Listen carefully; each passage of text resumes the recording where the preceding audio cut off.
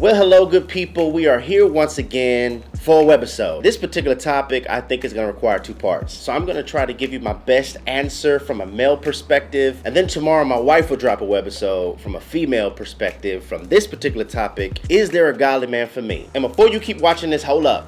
I need you to watch this. I need you to watch this webisode. Do I really want a godly man? Because sometimes the question is not, is there a godly man for me? But rather, do I even want a godly man? Because there's some traits of a godly man that might be difficult for me to deal with. And brothers, you check it out too. Because please rest assured, there is a remnant of women who are wounded due to our false advertisement. What we confessed and what we professed did not match what we delivered. Because godly men should leave impressions, not indents. We don't run away, we provide runways. Runways so that other people can reach a cruising altitude of their assignment. So let's get to this content. Is there a godly man for me? I think the first question we really have to ask ourselves is, what caused you to doubt? What caused for this to even be a concern, a doubt, an uncertainty, you being unsure? What caused for you to doubt? Did it come from bad encounters? This one didn't work. That one didn't work. This one didn't work. This one didn't work. And this one, oh, this one you really thought was it.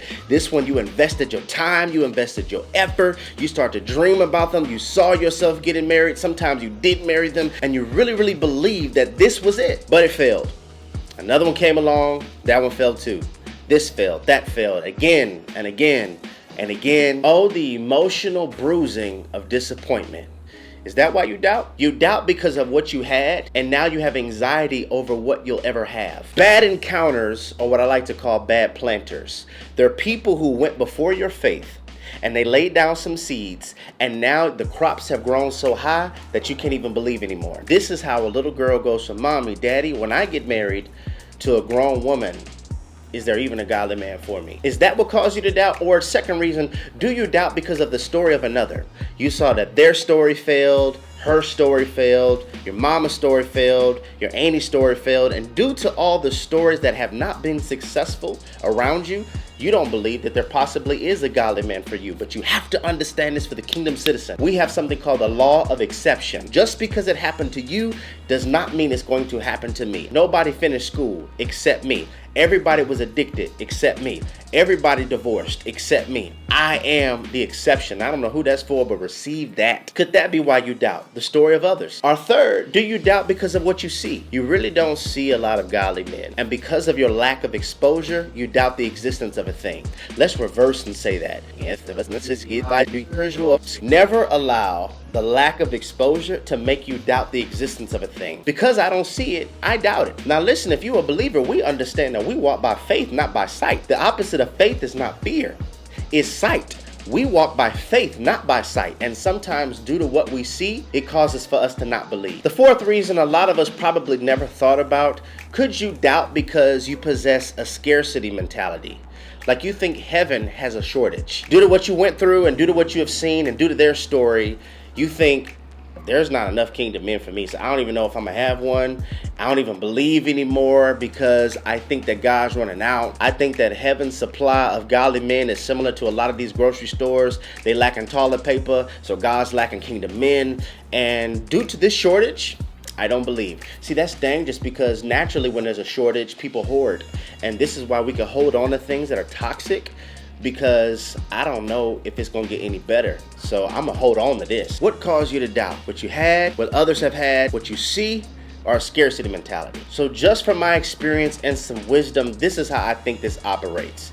I think there's a timing, there's an assignment, and there's a place. The one that nobody likes to talk about is the timing of God, because it's nothing that you could do. You can't expedite it.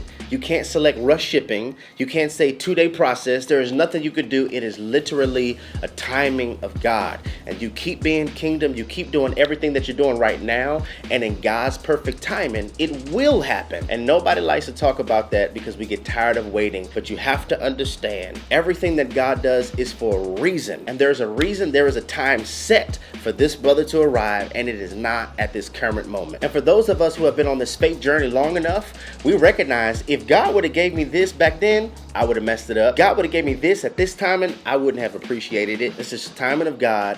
I know you don't like to hear it, but it's the truth. Now, the second reason It's assignment. The reason God is going to send somebody to you is because you need it for your assignment. There's something that you're called to do. There's something that you must accomplish, that you have to be a married individual to do it. This particular work that God has for you to do requires a double team. Now, this proposes an issue for the individual who doesn't know their assignment. Because if you don't know your assignment, you won't know who complements your assignment, nor do you pray to the assignment giver on clarity on what it is that you want me to do. When God hands out spouses, it's not just for a romance story. It's not just for beautiful pictures. It's not just so that somebody can meet your love language. It's legitimately for something that he has for you to do. There is a kingdom work that you have to do, and you have to be married to do it. Now, there are other individuals, you have an assignment that it doesn't require somebody. I think of somebody like Paul. Paul was so caught up with his mission, with his work, with his calling, with his purpose, with his assignment, that he didn't even want marriage. He was like, listen, they're torn between God's work and pleasing his spouse.